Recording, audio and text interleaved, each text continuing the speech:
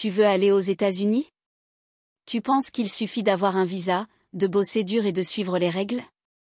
Faux. Aujourd'hui, un simple post sur tes réseaux peut te coûter ta carte verte, ton visa étudiant ou ton droit de rester sur le sol américain. Ouais, t'as bien entendu, un commentaire, une opinion, une critique, et boum, tu dégages.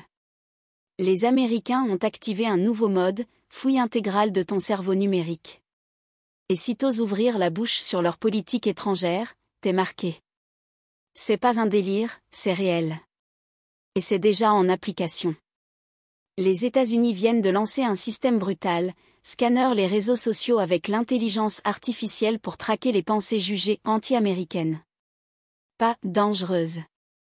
Juste anti-américaines.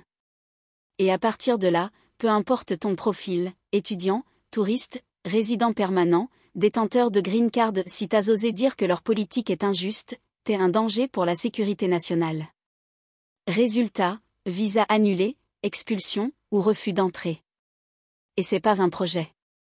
C'est en cours. 300 visas annulés par jour sous Trump. T'as bien lu, 3 cents par jour. Et les raisons? Ridicule. Tu dis que des enfants ne méritent pas d'être bombardés? T'es extrémiste. Tu dis qu'un petit pays africain ne devrait pas se faire taxer à 50%? Tu menaces la sécurité nationale. Tu soutiens la paix? T'es suspect. C'est ça la réalité. Le pire? Si t'es déjà aux États-Unis, tu dois quitter le pays le jour même de la révocation. Et chaque jour de retard, c'est 998 $ d'amende. Et si tu restes? Prison. Welcome to la liberté. Et toi qui croyais que les États-Unis c'était Superman, la démocratie, la liberté d'expression, les cartoon calls? Oublie. Cette époque est finie. T'as grandi avec Hollywood, t'as cru au rêve américain. Mais aujourd'hui, la vérité c'est que t'as pas le droit de parler. Et encore moins si t'es pas américain. Voilà la leçon, ferme-la ou dégage. C'est ça le message. Pas de critique. Pas d'opinion. Pas de discussion.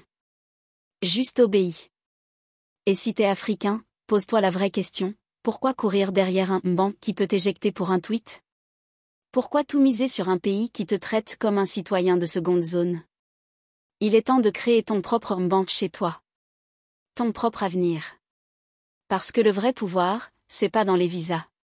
C'est dans ta capacité à construire là où tu es. Les masques tombent. L'illusion se casse. Et si tu veux pas être le prochain à te faire dégager pour avoir simplement pensé autrement, commence par réfléchir à ce que tu vaux vraiment. Pas là-bas. Ici.